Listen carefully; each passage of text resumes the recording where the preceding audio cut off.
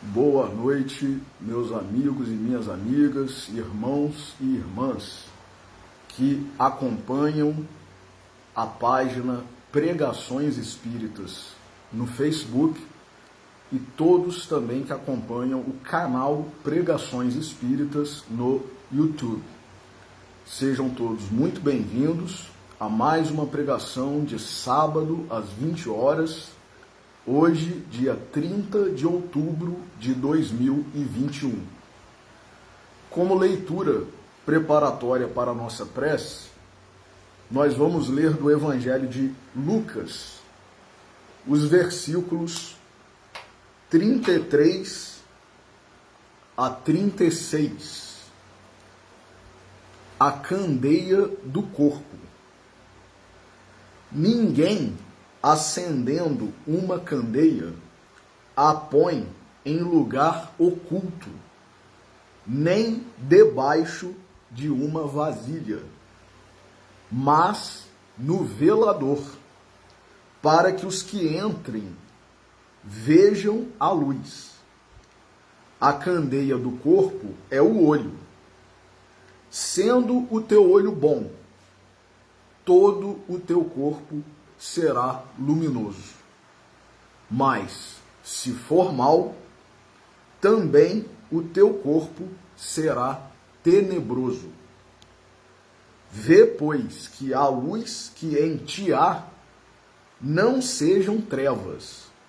Em algumas outras traduções, meus irmãos, esse versículo específico, que é o 35, vê, pois, que a luz que há em ti, ou que em ti há, está traduzido também como vê, pois, que o fulgor que há em ti não sejam trevas. Portanto, se teu corpo todo for luminoso, não tendo nenhuma parte em trevas, todo ele será luminoso, como quando a candeia te ilumina com o seu resplendor. Então vamos fazer a nossa oração inicial.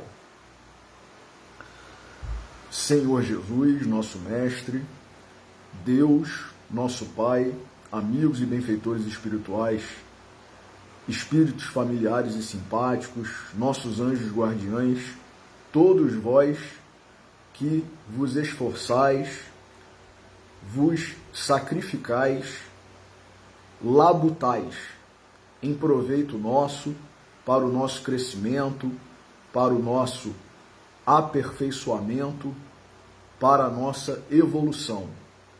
A todos pedimos a intercessão, a bênção, a inspiração, para que neste momento em que refletiremos sobre o Evangelho do nosso Senhor Jesus Cristo, sobre a doutrina espírita, possamos estar sintonizados com todos vós e apreender da melhor forma possível tudo que nos será trazido na noite de hoje, dando graças, agradecendo desde já por mais esta bênção, por mais esta oportunidade e pedindo permissão para iniciarmos o estudo de hoje. Que assim seja. Meus irmãos, 30 de outubro, dia que antecede no calendário o dia 31 de outubro, que é conhecido principalmente nos países anglófonos, países anglo-saxões, em especial Inglaterra, em especial Irlanda, em especial Escócia, em especial Estados Unidos. Esse dia 31 é o dia considerado o dia dedicado às bruxas, considerado o Dia das Bruxas, que em inglês ficou conhecido como Halloween. E por que queremos falar sobre essa data, esse dia, possivelmente alguns pensarão que não tem nada a ver conosco aqui no Brasil, país latino, sem ascendência anglo-saxônica, e muito menos com o caráter que hoje não apenas o Halloween, o Dia das Bruxas, mas todas as datas comemorativas, infelizmente, tomaram, que é de um caráter eminentemente comercial, para se venderem objetos, fantasias, assim como outras datas que não tem nada a ver com fantasias, nem objetos voltados para crianças, mas, por exemplo, se tornaram também extremamente comerciais, como Dia das Mães, Dia dos Pais, até mesmo o Natal, em que muitas vezes o próprio Cristo sequer é lembrado e pensa-se, comenta-se apenas sobre a figura do Papai Noel, do Bom Velhinho, do Santa Claus. Mas, enfim, por que escolhemos falar sobre o Dia das Bruxas, o Halloween? Nós que estamos aqui no Brasil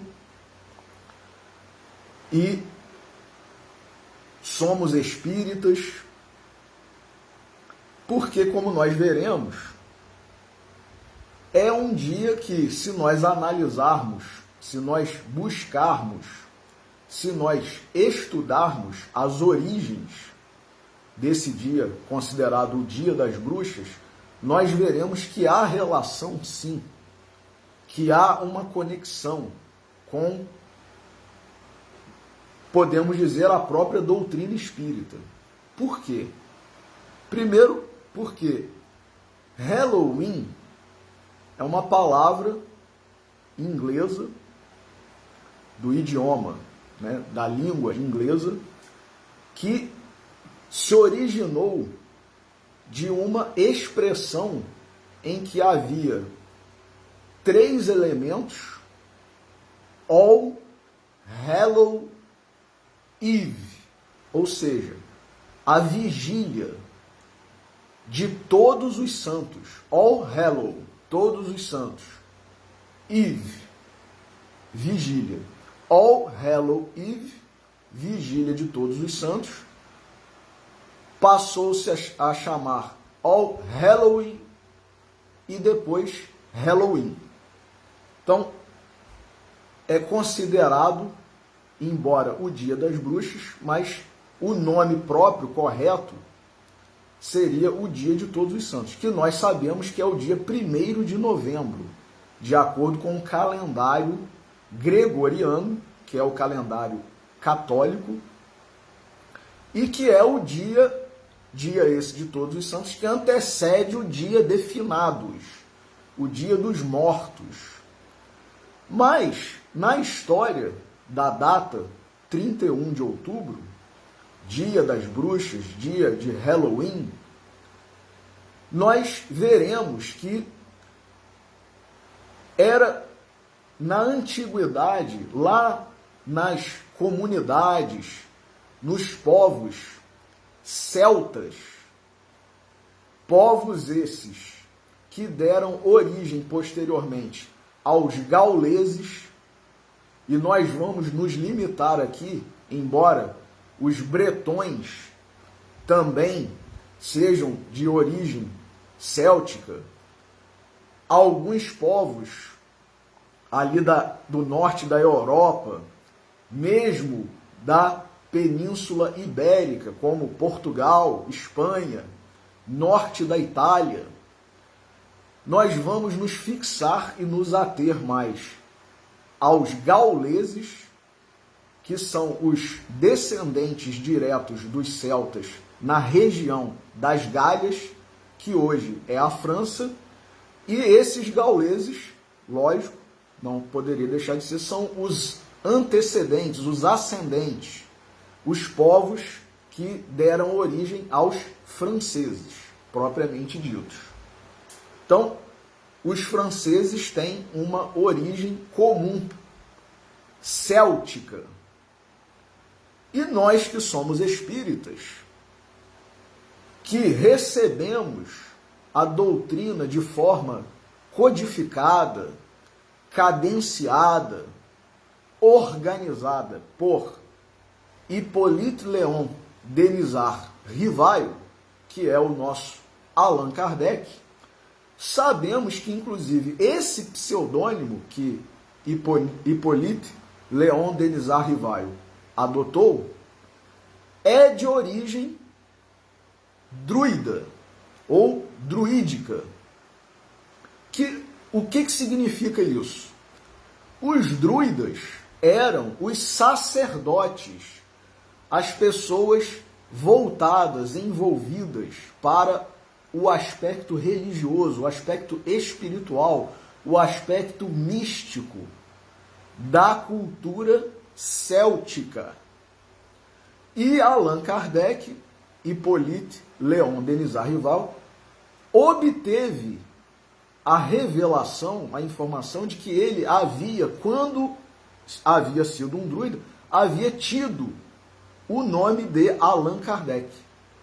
E por isso ele passou a adotar esse pseudônimo, como ficou conhecido de todos nós espíritas, não apenas do Brasil, mas do mundo inteiro, como sendo o codificador do espiritismo, Allan Kardec, nome de origem druídica ou druida, de quando ele havia sido um sacerdote druida na civilização, na comunidade céltica.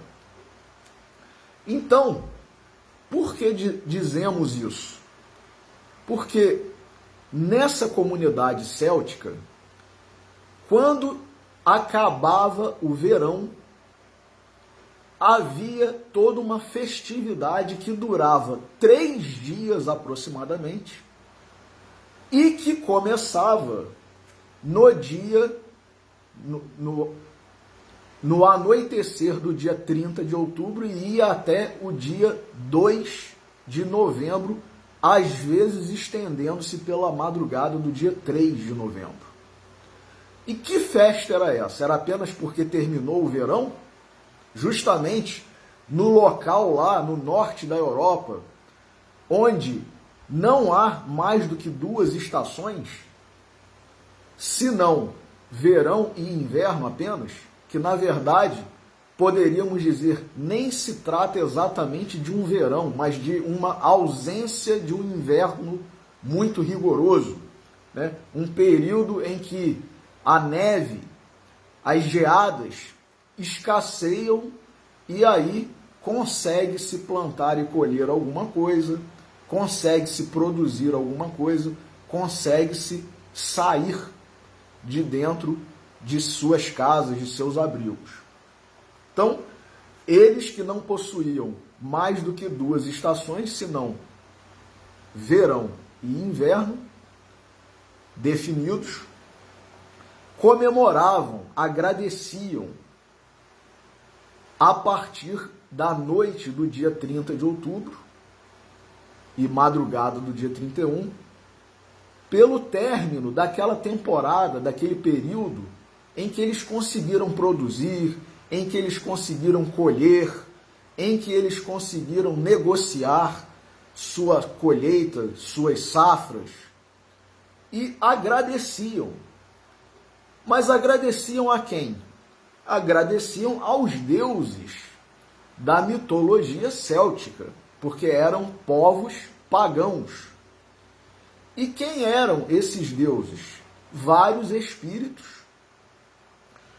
e cuja divindade suprema, a divindade considerada a divindade máxima, que para nós cristãos é Deus, o nosso Pai, o Criador de todas as coisas, a inteligência suprema, causa primária de todas as coisas, como está na questão número 1 de O Livro dos Espíritos, para os celtas não era o Deus que nós conhecemos, este que enviou o seu Filho unigênito para nós, Filho este chamado Jesus Cristo. Para os celtas, até porque a época em que os celtas surgiram no nosso orbe planetário é anterior à vinda de Jesus. Então, eles acreditavam, como outros povos pagãos, em várias divindades. Mas havia uma divindade suprema para eles, que era uma divindade feminina e não masculina, que se expressava através da natureza, da mãe natureza, com todos os seus elementos, com todas as suas características, com todas as suas expressões. Então, a mãe natureza era a divindade suprema, a divindade máxima dos celtas. E era a ela, em primeiro lugar, e aos deuses ligados especificamente, por exemplo, à colheita, à energia, às chuvas, porque tudo isso está ligado à produção agrícola, pecuária. Então, eles ficavam algo em torno de 3 dias comemorando, agradecendo, homenageando esses deuses. E nessas festividades havia muita música, muita dança, e as mulheres eram muito valorizadas na comunidade celta. Tanto é assim que a divindade máxima era a figura feminina da mãe natureza. Então, as mulheres eram muito valorizadas, muito respeitadas, e não apenas pelo fato de a deusa maior ser a mãe natureza, mas porque as mulheres eram dotadas, em sua maioria, de dons, de poderes, de forças que eram consideradas sobrenaturais.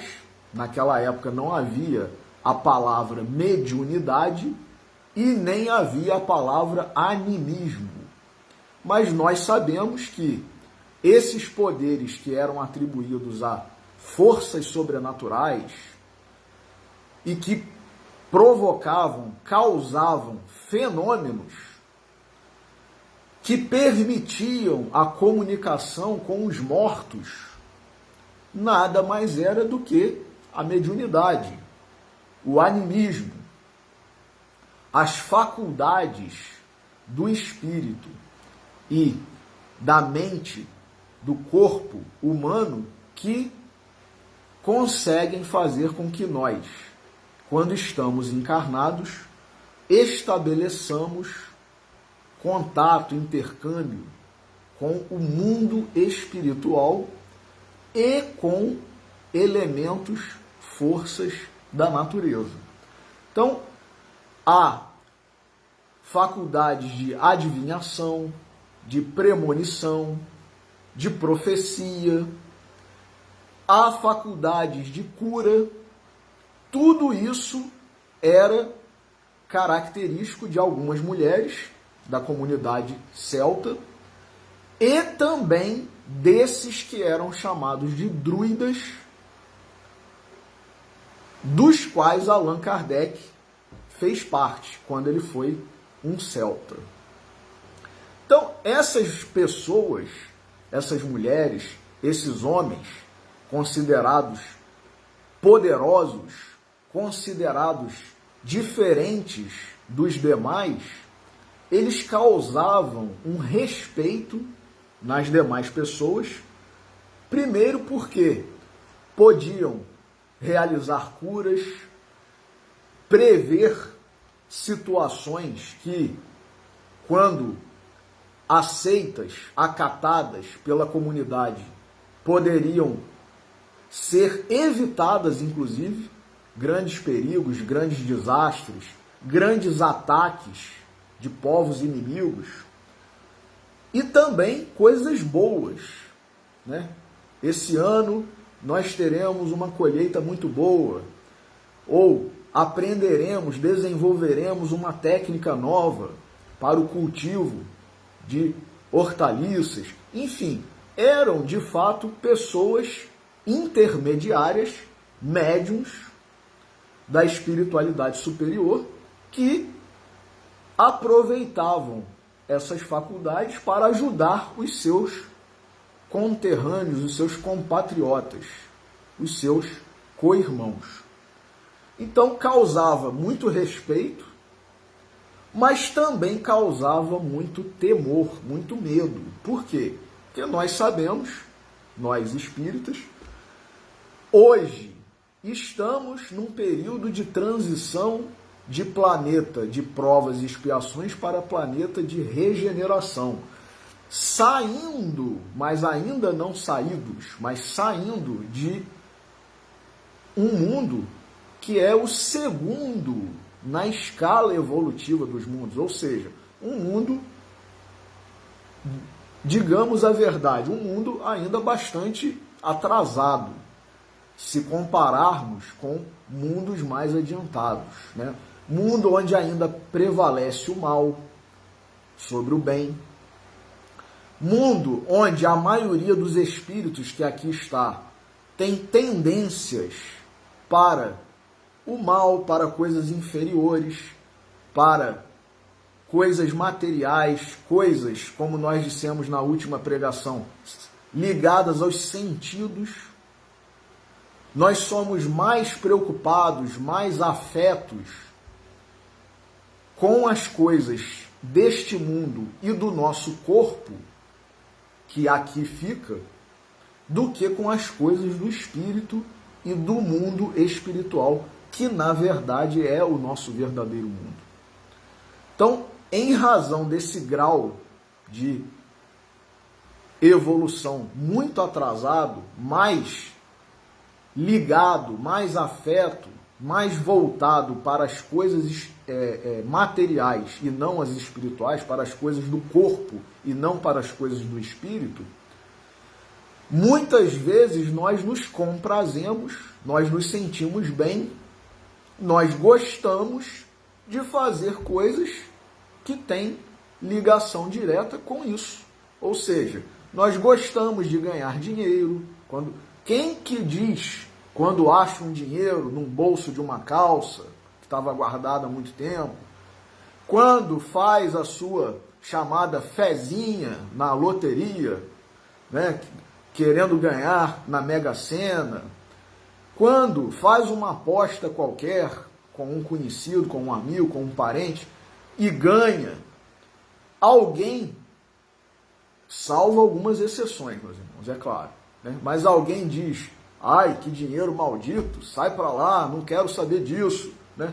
Geralmente, quando a gente pega uma nota, né, de dinheiro, seja de real, da moeda nossa brasileira, seja de dólar, seja de libra, seja de euro, a moeda que for, né? Quanto maior o valor expresso nessa nota, em tese, geralmente, maior o nosso sorriso, a nossa felicidade. Que beleza, olha só essa nota, que coisa linda, né? Nota de 100 reais, nota de 100 dólares, nota de 100 euros, e a gente fica, né, animado, feliz, sorridente. Geralmente a gente não amaldiçoa o dinheiro, principalmente se for o nosso. O dinheiro que está na nossa carteira, no nosso bolso, na nossa conta bancária, né? Então, nós, com esse grau de inferioridade, né, que nos comprazemos demais com as coisas do mundo e as coisas do corpo de carne, nós tendemos, muitas vezes, para coisas não apenas que são materiais, não apenas que não são espirituais, mas coisas ruins, efetivamente. Coisas que, se não vão nos prejudicar diretamente, instantaneamente, vão prejudicar mais à frente e, na maioria das vezes, pode não nos prejudicar instantaneamente, diretamente, mas vai prejudicar alguém. Algum conhecido nosso, algum parente, né? São as disputas aí nos inventários, querendo cada um que o seu quinhão hereditário seja maior do que o quinhão do seu irmão, do seu parente, né? contestações, impugnações de testamentos, dizendo que são inválidos por isso, por isso e por isso. Quer dizer, a gente quer se dar bem, a gente quer levar vantagem sobre os demais. E por isso, em razão dessa corrida, dessa busca pelo dinheiro, pela vantagem, por termos e sermos mais do que os nossos semelhantes, os nossos irmãos, os nossos próximos, nós chegamos ao cúmulo de fazer coisas ruins por causa do dinheiro, por causa da propriedade.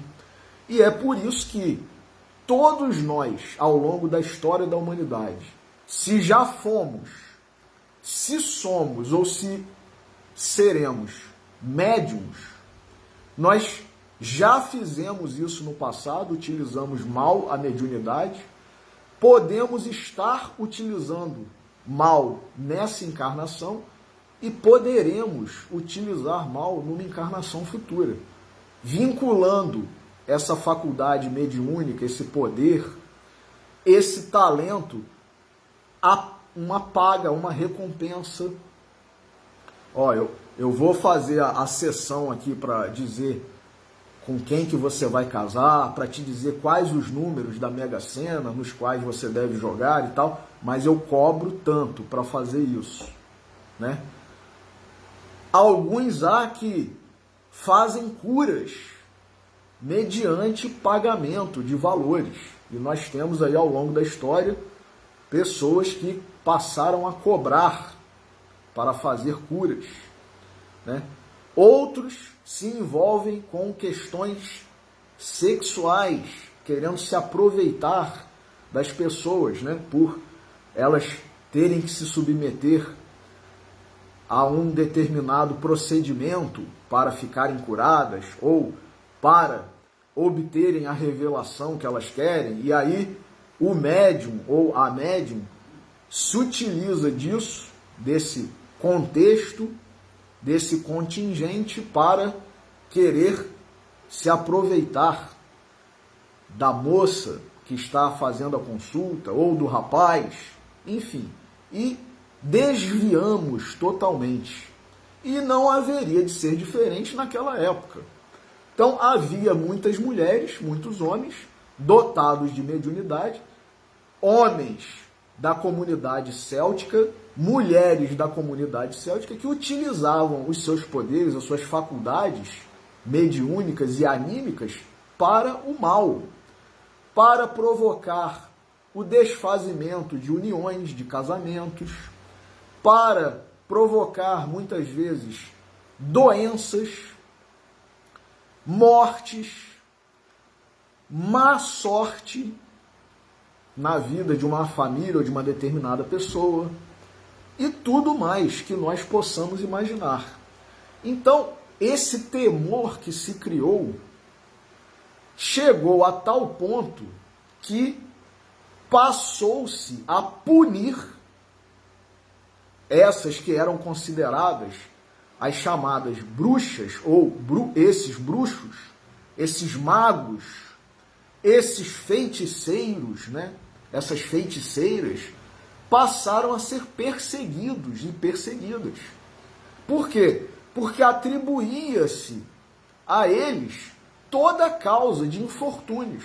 A colheita esse ano não foi boa, por certo foi alguma feiticeira, foi alguma bruxa, foi algum bruxo, foi algum mago que rogou uma praga contra nós. Houve uma epidemia, houve uma peste na nossa comunidade aqui, morreu muita gente. Por certo foi um feitiço que alguma bruxa, algum bruxo, algum mago, alguma feiticeira fez que provocou essa epidemia. Então, passou-se a atribuir aos médiuns, aos chamados bruxos, bruxas, magos, magas, feiticeiros e feiticeiras, todo tipo de maldição, de coisa ruim, de má sorte de infortúnio que acontecia. E aí começou-se então a caça às bruxas, que até hoje nós temos essa expressão, né? E agora vai começar, ou começou uma caça às bruxas, né? Que é uma perseguição voraz, tenaz, muitas vezes indiscriminada, a pessoas que nós muitas vezes ao longo da história da humanidade nem sabíamos com certeza se eram ou não bruxos, bruxas, feiticeiros, feiticeiros. Muitos estrangeiros foram apregoados, principalmente as mulheres, foram chamadas de bruxas em razão de um certo sentimento de nacionalismo, né? Uma xenofobia, uma aversão a pessoas de povos de origem estrangeira. Eram chamadas de bruxas justamente por causa desse movimento de perseguição, de condenação, de morte dessas pessoas. E aí, em razão disso, começou-se a colocar nas legislações, nos decretos, nas leis, penalidades, punições, penas para pessoas que eram consideradas ou declaradas bruxos, bruxas, magos, magas, feiticeiros, feiticeiras. E nós vamos ver, por exemplo, que no Código de Hammurabi, 1800 anos antes de Cristo, já houve uma previsão expressa de que os bruxos e as bruxas deveriam ser submetidos a uma determinada prova, que era adentrar num rio muito caudaloso, e que se o rio não matasse aquele bruxo, o acusador deveria ser morto e sua propriedade, seus bens, deveriam ser transferidos para aquele que foi acusado de, foi declarado, foi acusado, foi chamado de bruxo, né, e de envolvido com bruxaria. Quer dizer, no Código de Hammurabi já, 1800 anos antes de Jesus, antes de Cristo. Posteriormente, na Lei das 12 Tábuas, né, uma das leis mais conhecidas e emblemáticas do Império Romano, havia previsão também de punição para bruxos, bruxas, feiticeiros, feiticeiras. E ao longo da história, até o final do século XII, houve essa perseguição a bruxos, feiticeiros, feiticeiras, magos, essas pessoas que eram consideradas envolvidas com encantamentos, feitiçarias, magia, até o final do século XII, meus irmãos. Depois do século XII, passou-se a ter uma certa tolerância por algum período. Ou melhor, eu me confundi aqui. Até o final do século V, houve essa perseguição desenfreada. Do século V até o final do século XII, houve uma certa tolerância.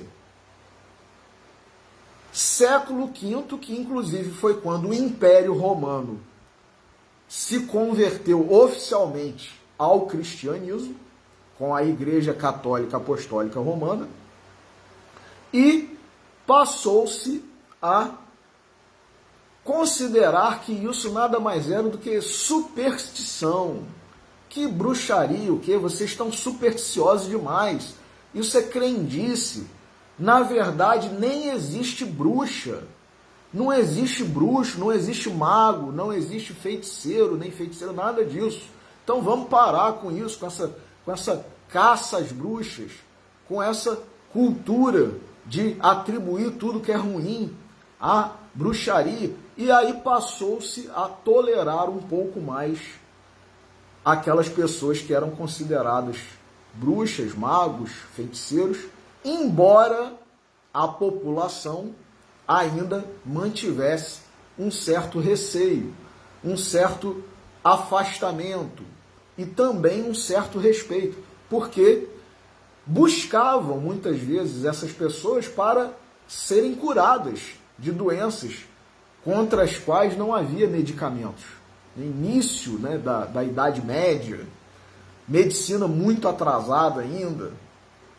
Então, essas pessoas geralmente eram consideradas curandeiras, conheciam ervas, né, plantas com poderes medicinais e eram ainda procuradas para essas curas, essas poções, esses medicamentos, esses elixires, né, que causavam a recuperação, a cura de muitas doenças de muitas pessoas.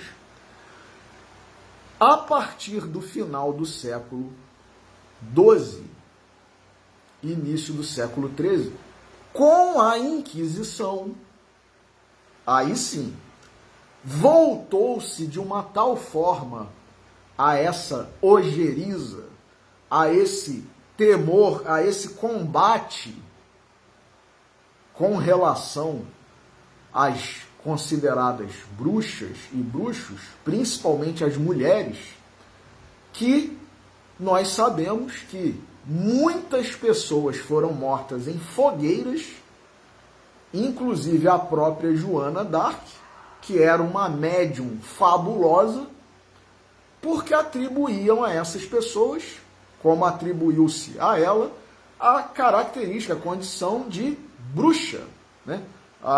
Fala com espíritos, né? Que é isso? Né? Ouve vozes, né? E que poder é esse? Né? Isso é coisa do demônio, do diabo e tudo mais.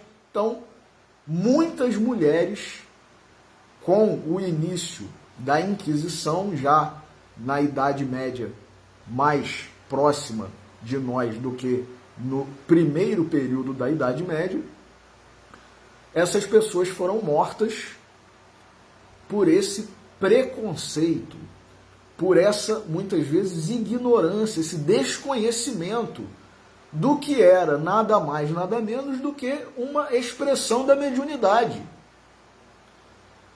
Então, chegou-se, né, a esse extremo de condenar pelo Tribunal da Santa Inquisição a fogueira. Por quê? Porque enquanto no período anterior, lá do final do século IV, V, até o final do século XII, XIII, em que passou-se a tolerar um pouco mais as consideradas bruxas, as pessoas consideradas dotadas de poderes, né? Chegando mesmo a considerar heresia, não quem fosse bruxa ou considerada bruxa, esse período de tolerância até o início da Inquisição, eram considerados hereges já aqueles que criam na existência de bruxas. Que bruxo o quê, gente? Isso é uma heresia, você acreditar em bruxo. O poder vem de Deus, o poder vem de Jesus. Não tem nada de bruxaria, né? E aí, até hoje, há uma expressão vulgar, né, que é muito falada, né, por crianças, por adolescentes, né, por jovens, às vezes por adultos também, mas enfim, né, que é para demonstrar, né, que você não acredita em nada disso e tal, né, em poções, em feitiços, em encantamentos, em trabalhos, né, que muitas vezes são chamados de macumbas, né, e aí surgiu a expressão chuta que é macumba, como se isso fosse, não tem nada demais não, pode chutar. E nós temos que ter o devido respeito, meus irmãos, porque se é algo relacionado à mediunidade, se é algo relacionado ao intercâmbio entre o mundo material e o mundo espiritual, entre nós, espíritos encarnados e espíritos desencarnados, nós não podemos, lógico, temer a tal ponto de considerarmos que os que fazem isso são dignos, né? São passíveis de penalidade, né? de apenamento, de punição com a morte. Até porque hoje em dia, com a tolerância, a diversidade religiosa, né? A laicidade, o Brasil é um país laico, não tem uma religião oficial. Qualquer pessoa pode praticar a religião que quiser, né? E hoje em dia, com o mundo globalizado, né, a diversidade e tudo mais, admite-se, né? Embora algumas comunidades sejam um pouco mais ou menos preconceituosas em relação a determinadas práticas religiosas.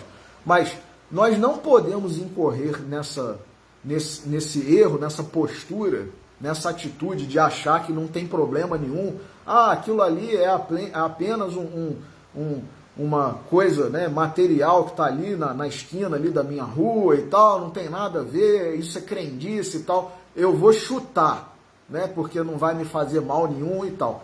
Então, não devemos agir assim, não por superstição, por misticismo, né, por medo, nada disso.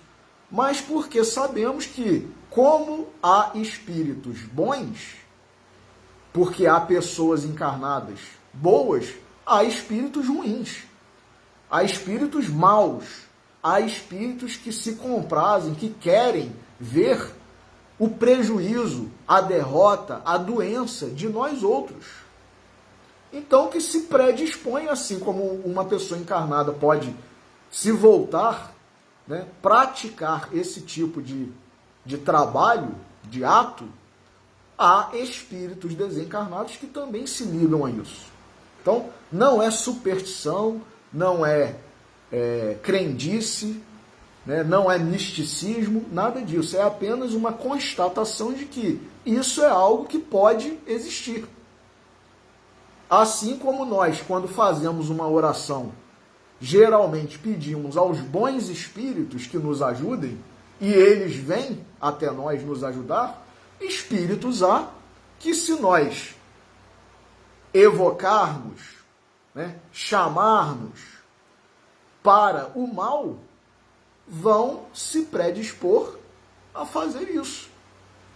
Então, essa expressão que caiu, né, no conhecimento, né, no linguajar popular, né, chuta que é macumba e tal, sai de mim, não quero saber disso, tá, mas levando na brincadeira, a gente deve ter o devido cuidado, o devido respeito para não incorrer nisso, e muito menos, né, para chutar de fato algum trabalho que esteja, né, numa esquina, numa encruzilhada, enfim, ou até mesmo na porta da nossa residência, do nosso prédio. Por quê? Porque nós temos que respeitar as forças, né, que existem, que são as forças das trevas, as forças do mal. Inclusive, muitos espíritos bons são alvo, né, seja na condição de encarnado, seja na condição de desencarnado. Chico Xavier, mesmo uma vez, viu com a sua mediunidade um espírito desencarnado disparando, desencarnado, meus irmãos, um espírito disparando algo que estava na mão do espírito, né, aparecendo como uma arma de fogo, lógico, na outra dimensão, né? E Chico viu esse espírito disparando um projétil contra ele, Chico. E ele sentiu quando o projétil atingiu o ombro dele. Porque esse espírito era um espírito que não estava gostando do trabalho de Chico e tornou-se um adversário, um inimigo, e quis prejudicar, quis impedir que Chico continuasse no seu trabalho. E desferiu, embora na dimensão extrafísica, na dimensão espiritual, ele desferiu um tiro, né? Alvejou Chico Xavier encarnado e o espírito desencarnado. E Chico sentiu quando o projétil extrafísico na outra dimensão chegou ao seu perispírito. Então, por isso nós temos que ter o devido respeito, o devido cuidado, né? E, voltando à questão aqui de tolerância, né? Passou-se a ter uma tolerância tal que as pessoas que acreditassem em tudo isso eram consideradas hereges, porque elas estavam meio que se desviando do poder real, que é o poder divino, é o poder de Jesus, é o poder dos santos, dos mártires. Então você agora está deixando de acreditar no poder divino, no poder de Jesus, no poder dos santos, dos mártires, dos anjos, para acreditar nesse poder aí que você acha que é um poder verdadeiro. Isso é uma heresia. Então passaram a ser excomungados os fiéis da Igreja Católica Apostólica Romana que ainda acreditavam nisso. E aí, dessa tolerância em relação à bruxa, passou-se então no início da Inquisição, mais uma vez, a essa perseguição culminando com mortes em fogueiras. Nós sabemos que várias pessoas foram condenadas à fogueira, inclusive a própria Joana d'Arc, como nós dissemos há pouco, né? E quando que voltou, então, a ter um abrandamento, né, dessa postura mais intolerante, mais condenatória dessas pessoas consideradas bruxas, magos, feiticeiras, justamente com o advento do Espiritismo. Justamente com o advento do Espiritismo. Por quê? Porque Kardec ele veio organizar com o Livro dos Espíritos, o Livro dos Médiuns, principalmente, que é chamado o Livro dos Médiuns ou Guia dos Evocadores. Guia dos Evocadores. Olha aqui, meus irmãos. Que maravilha. O Livro dos Médiuns ou, aqui ó, na folha de rosto aqui, Guia dos Médiuns ou dos Evocadores. Olha aí, ó. Guia dos Médiuns ou dos Evocadores. Para as pessoas saberem lidar com isso. Não tem nada de sobrenatural, não tem nada de fantástico. É algo como está aqui no item 159 do Livro dos Médiuns. Esse que é talvez o item mais conhecido do Livro dos Médiuns, onde Kardec diz: todo aquele que sente num grau qualquer a influência dos espíritos é por esse fato médium. Quer dizer, você sente uma influência de algum espírito, ou que você perceba que não provém de você mesmo, é uma voz que você ouviu, ou é um vulto que você viu, ou é uma energia que você percebeu. Ui, fiquei todo arrepiado agora, Deus me livre, né?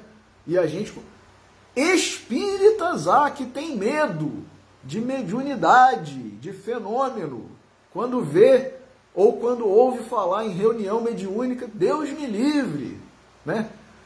Quando vê um livro, às vezes, de Peixotinho, ou o livro Materializações Luminosas, com a materialização de espíritos, fenômenos de efeito, né, físico, com uso de ectoplasma, a pessoa, meu Deus, hoje eu não durmo, né, vou ter pesadelo. A pessoa às vezes é convidada para participar de uma reunião mediúnica. Deus me livre, nunca vou entrar numa reunião mediúnica, não quero saber disso, quero distância. Nossa, não quero. Já pensou falar sem saber que, na verdade, é através, na maioria das vezes, do médium que o espírito vai se comunicar, né? Não vai aparecer, né, de forma visível para todos que estiverem ali. Lógico que alguns médiums, com a mediunidade de vidência, de clarividência, verão, né? Verão o espírito presente ali na reunião. Agora, nem todos terão essa faculdade mediúnica, mas nós espíritas muitas vezes temos medo, até de um parente nosso, às vezes, que vem nos visitar. Ui, meu Deus, senti a presença aqui de vovó, de vovô, da minha tia, do meu tio, da minha mãe, do meu pai, né? Temos medo. Por quê? Porque não estudamos. O desconhecido provoca temor, provoca medo. E tanto é assim que Paulo, né, Paulo de Tarso, o convertido da estrada de Damasco, disse que o último inimigo a ser vencido é a morte. Por isso que todo mundo tem esse medo de falar da morte, medo de morrer. Por quê? Porque quando nós estamos encarnados aqui, opera-se o esquecimento, o véu do esquecimento. Então, torna-se, ainda que momentaneamente, algo em tese desconhecido. Eu não sei como que é lá no plano espiritual. Não sei não lembro. É diferente. Mas a gente fica achando que a gente não sabe. Não sei para onde vou, não sei como haverá de ser, né? Não sei quem ou o que vou encontrar. Se nós estudarmos, nós saberemos. Se nós nos autoanalisarmos, se nós nos autoconhecermos, conhece-te a ti mesmo, disse Sócrates, né? E analisarmos as nossas tendências, os nossos pecadinhos prediletos. Eu adoro quando eu vejo um dinheiro dando sopa, né? Eu adoro comer aquela comidinha maravilhosa. Eu incorro no pecado da gula, e mais isso e mais aquilo. Enfim, como nós somos, nós seremos. Os frutos do que nós fazemos, nós colheremos. Então não precisa ter medo, é só se autoanalisar. Mas o desconhecido, ainda que temporariamente, né, que na verdade não é desconhecido, é esquecido, provoca muitas vezes esse temor, esse pavor. E continua Kardec dizendo aqui então, todo aquele que sente num grau qualquer a influência dos espíritos é por esse fato médium. Então o médium é só aquele que trabalha na reunião mediúnica, é aquele que recebe o espírito, né? É aquele que incorpora o espírito, é aquele que psicografa, né, a mensagem, é aquele que faz a comunicação psicofônica, né, através de quem o espírito se manifesta, é aquele que realiza a materialização com ectoplasma. É só esse que é o médium? Não. Diz Kardec aqui, todo aquele que sente num grau qualquer. E aí volta a questão do sonho, que na maioria das vezes, todo mundo que sonha, num dado sonho, vai ter um encontro com algum espírito. Então é o neto que está encarnado e que sonha com seu avô e com sua avó já desencarnados. Isso é apenas um sonho? Ou isso é uma mediunidade onírica? Né? É uma mediunidade que é um desdobramento, um encontro no plano espiritual com algum espírito. Nós, espíritos encarnados, com algum espírito desencarnado. Então, muitos de nós sonhamos não sabemos que se trata de um desdobramento e acordamos dizendo, sonhei. Então, nós, espíritas, sabendo o que é o encontro na espiritualidade com espíritos que nós conhecemos, seja porque são familiares nossos, seja porque são personalidades conhecidas, pessoas, vultos da história, santos. Sonhamos muitas vezes com eles. Ah, isso é coisa da minha cabeça? Pode até ser, né? Porque aqui também, no livro dos médiuns, Kardec analisa os sonhos. Então, pode até ser um sonho psicológico, proveniente, né, do nosso psiquismo, da nossa mente. Estávamos pensando demais naquela personalidade, naquele espírito, naquele parente nosso, no nosso avô, na nossa avó, no nosso pai, na nossa mãe. Estávamos pensando demais e acabamos sonhando. Isso pode ser, de fato, apenas um sonho psicológico. Mas todos os sonhos que temos com pessoas que não estão entre nós são sonhos psicológicos? Não.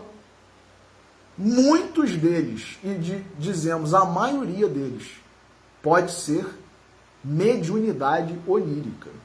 Então, muitos dos nossos irmãos cristãos que não são espíritas, ou não cristãos, que acham que estão apenas sonhando, não estão apenas sonhando, estão tendo desdobramentos, mediunidade onírica. Então, voltando ao item 159 aqui do livro dos médiuns. Essa faculdade, diz Kardec, qual faculdade? A mediunidade. É inerente ao homem, quer dizer, todo mundo é médium. Não constitui, portanto, diz Kardec, um privilégio exclusivo. Por isso mesmo, raras são as pessoas que dela não possuam alguns rudimentos. Lógico, nem todo mundo vai ser um Chico Xavier. Nem todo mundo vai ser um Peixotinho. Nem todo mundo vai ser um Zé Arigó. E tantos outros, né? Um Eusápia Paladino, né? E, enfim, nomes que nós ficaríamos aqui por 3, 4 pregações para tentar enumerar todas as pessoas que tiveram mediunidade portentosa, né, muito expressiva, porque ao longo da história da humanidade, tanto é assim, meus irmãos, que olha aqui, esse livro,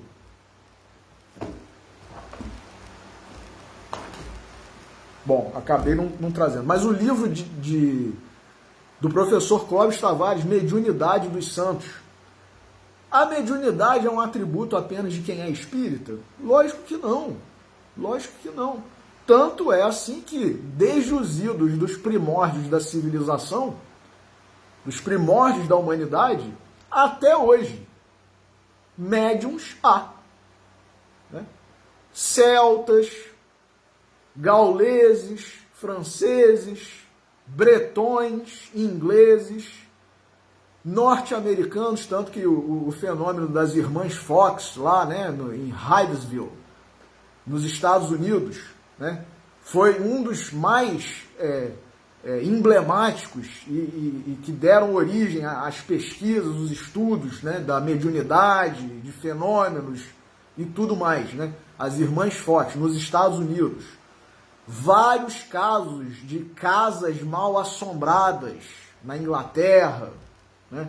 Então, os celtas deram origem aos bretões, aos gauleses, que depois viraram os ingleses, os franceses, e sabemos que Kardec se serviu de vários médiuns e várias médiuns, não apenas na França, na Itália, na Polônia, na Rússia, na Inglaterra, em vários lugares do mundo.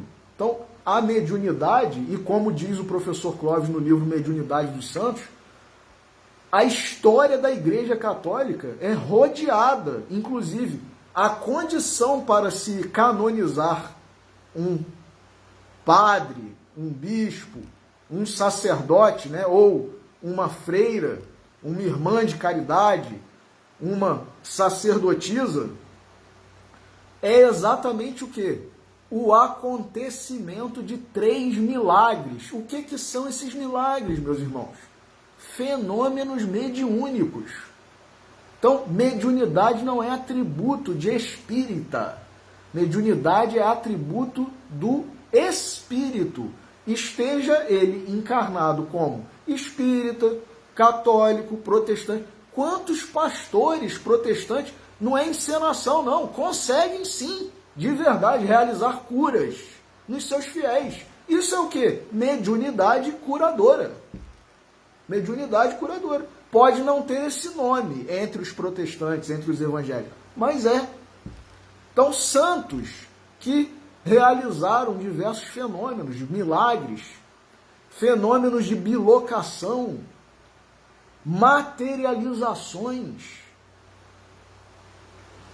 psicografias, vidência, clarividência, audiência, clareaudiência, tudo isso, atributo, como diz Kardec aqui, não é um privilégio, portanto, exclusivo.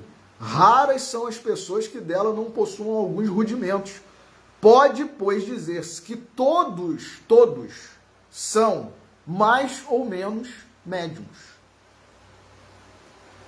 Todos somos mais ou menos médiuns.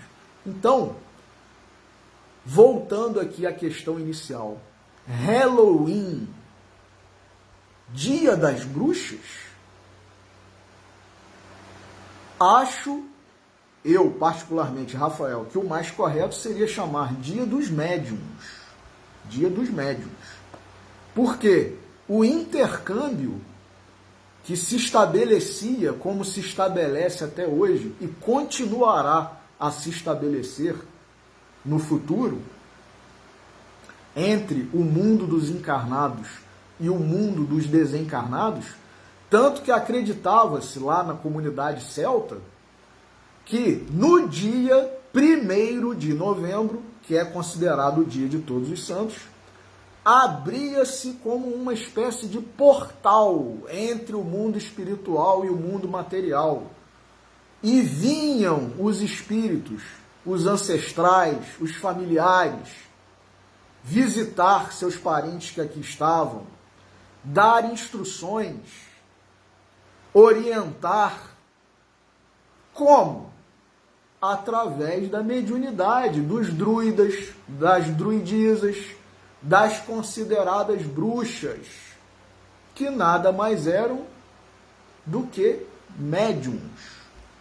Então, o correto não seria nós termos essa versão, Dia das Bruxas, que coisa horrível, né? Que coisa tétrica, que coisa macabra, ficar se fantasiando. Inclusive, essa crença também de que doces ou travessura, né? Nesse dia em que abria-se o portal da espiritualidade e vinham os mortos se comunicar, a crença era de que, por gratidão, oferecia-se, né? Devia-se oferecer um bolo, um bolinho, para os espíritos que se comunicavam através dos médiuns. Então, na verdade, quem se dava bem era o médium, né? Que comia bolo, que era uma beleza, né? Mas, e quem não oferecesse, quem não participasse dessa gratidão, desse oferecimento,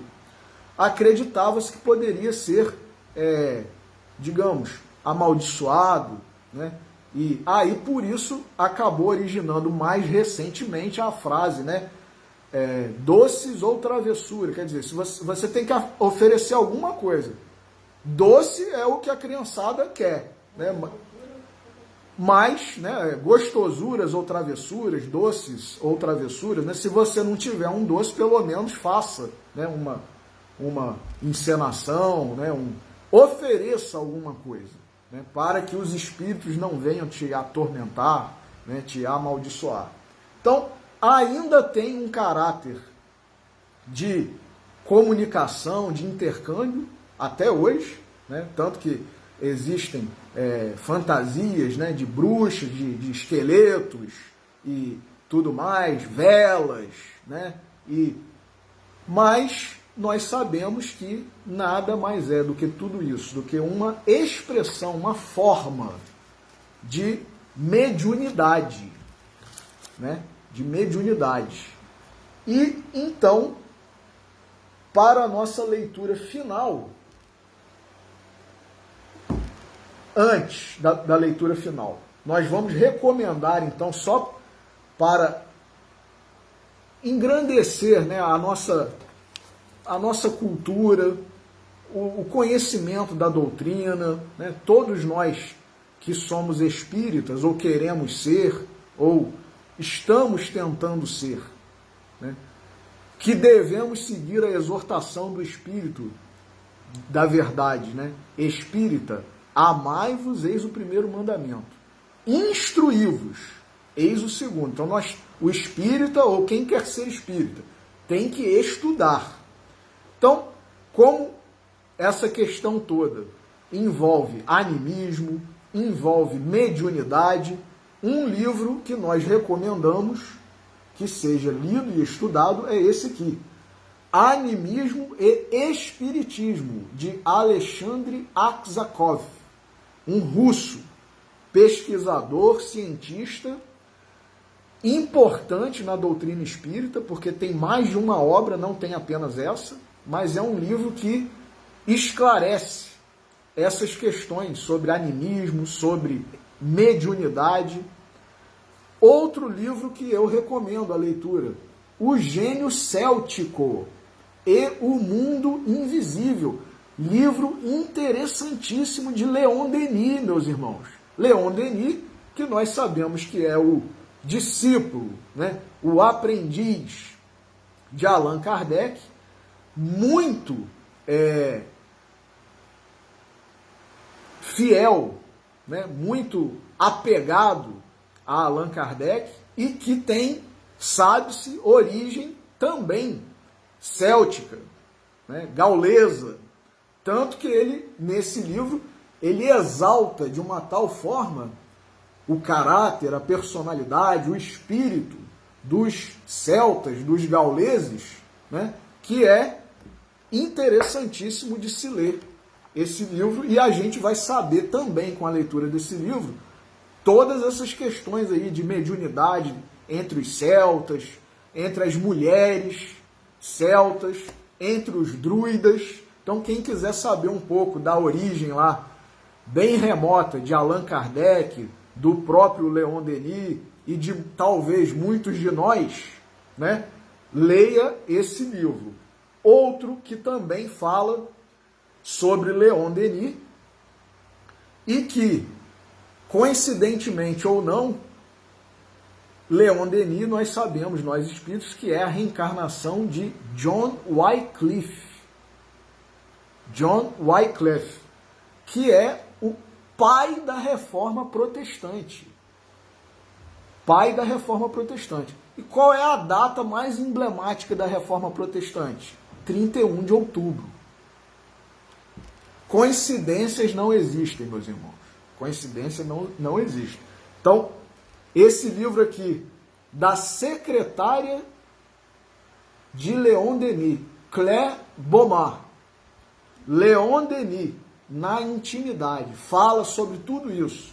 Sobre mediunidade, sobre a reencarnação de Leon Denis, né, anterior, como John Wycliffe, do seu amigo, né, que é Allan Kardec, John Hus, né, John Hus, e muito mais coisas interessantes também. Livro da secretária de Leon Denis, Claire Beaumont.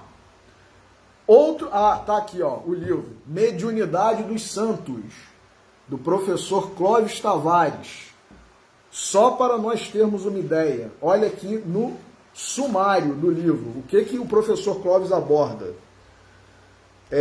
Mediunidade e santidade. Olha aí, ó, a vinculação dos santos com a mediunidade. Santos que foram médiuns clarividentes. Clareaudiência na vida de muitos santos. Xenoglossia, quer dizer que é aquela faculdade mediúnica de falar línguas estranhas, línguas estrangeiras, que não a nossa língua pátria. Aconteceu isso no fenômeno do Pentecostes, né? Os discípulos falaram em várias línguas. Então, xenoglossia, é isso. Santos psicógrafos, que tinham mediunidade psicográfica.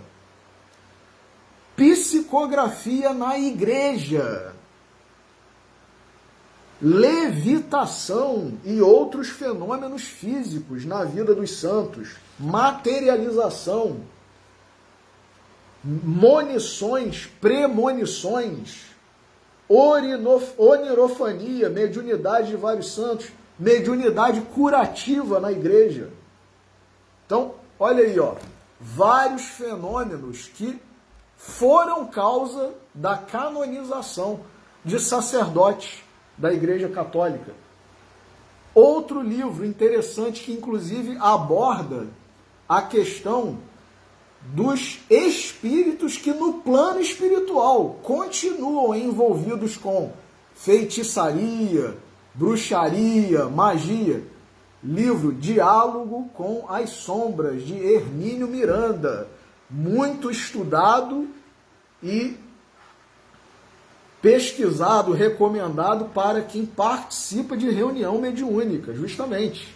Então tem um capítulo aqui intitulado Magos e Feiticeiros. Olha só, meus irmãos. Então, isso é crendice, né? Isso é lorota, não tem nada disso, é mentira, é história da carochinha. Não é, não. Tanto que Hermínio Miranda, que é um grande pesquisador do Espiritismo, dedicou um capítulo a magos e feiticeiros no plano espiritual. Olha só, hein? Então, todos esses livros nós recomendamos para enriquecer o assunto, o nosso conhecimento, e leremos então, para terminar, como mensagem final, a lição número 146, o capítulo 146 do livro Caminho, Verdade e Vida, de Emmanuel, psicografado por Francisco Cândido Xavier. Capítulo 146 do livro Caminho, Verdade e Vida. No trato com o invisível. E chamando-os assim, disse-lhes por parábolas: como pode Satanás expulsar Satanás? Esta passagem do Evangelho é sumamente esclarecedora para os companheiros da atualidade, que, nas tarefas do espiritismo cristão, se esforçam por auxiliar desencarnados infelizes a se equilibrarem no caminho redentor. Ou seja, todo mundo que é médium, não apenas quem participa de reunião mediúnica, porque nós médiums, mesmo não participando de reuniões mediúnicas, se somos espíritas, temos o dever de, na hora que percebemos a presença de um espírito que está precisando de ajuda, que nós interpretamos, consideramos em razão da energia de baixa vibração, né, do mal-estar que a presença desse espírito causa em nós devemos fazer o quê? Deus me livre, sai para lá, né, e vá de reto. Não, nós temos que procurar ajudar, seja com uma oração, seja abrindo um livro, né, que é muito recomendado, por exemplo, o Evangelho segundo o Espiritismo, e lendo em voz alta, né, seja fazendo uma oração em voz alta, pedindo que esse espírito seja encaminhado. Então, não apenas quem participa de reunião mediúnica deve ter essa postura mais voltada para tentar ajudar, né, o espírito que está precisando de ajuda, né? Ou como se diz aí no linguajar popular, uma alma penada, uma alma perdida que está vagando por aí, né? Não, todos nós médiuns, principalmente os espíritas, né, que já têm esse conhecimento.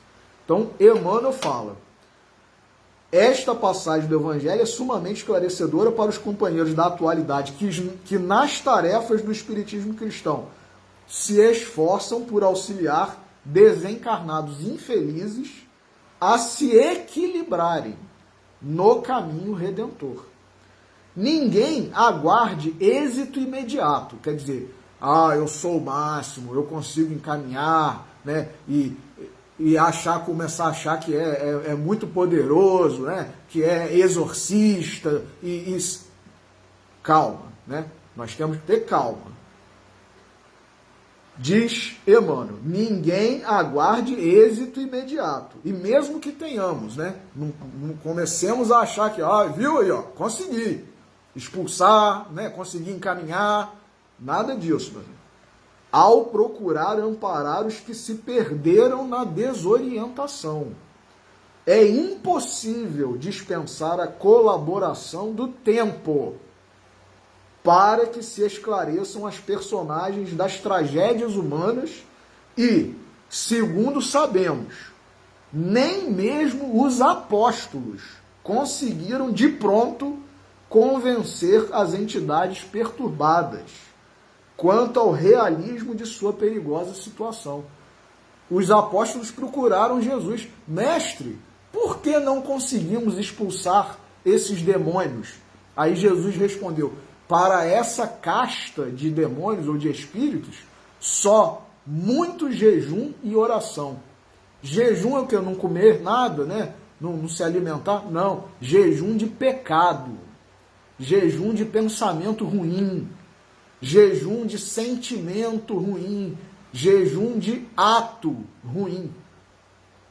Jesus, que é a pureza personificada, tinha autoridade, tem, para expulsar qualquer demônio, qualquer espírito. Agora nós, quem somos nós diante da grandeza e do poder e da autoridade de Jesus? Então, para nós termos autoridade, nós temos que trabalhar esse jejum aí, só muito jejum e oração. Todavia, sem atitudes esterilizantes, olha aí, esterilizar, purificar, muito pode fazer o discípulo no setor dessas atividades iluminativas, mesmo sem nós atingirmos esse grau de jejum e de oração.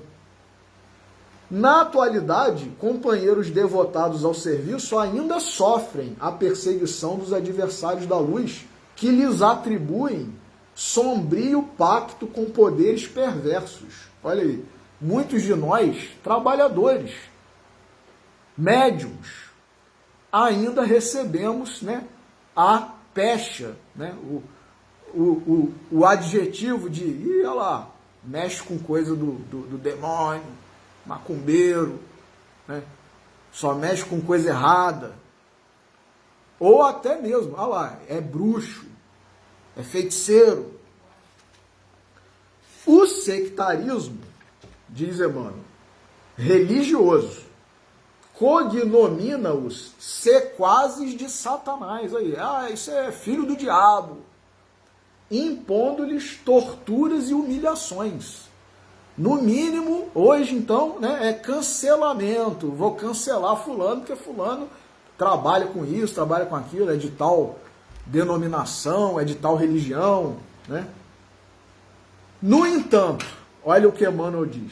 As mesmas objurgatórias e recriminações descabidas foram atiradas ao mestre divino pelo sacerdócio organizado de seu tempo. Jesus foi chamado pelos fariseus, pelos sacerdotes lá do tempo dele, foi chamado.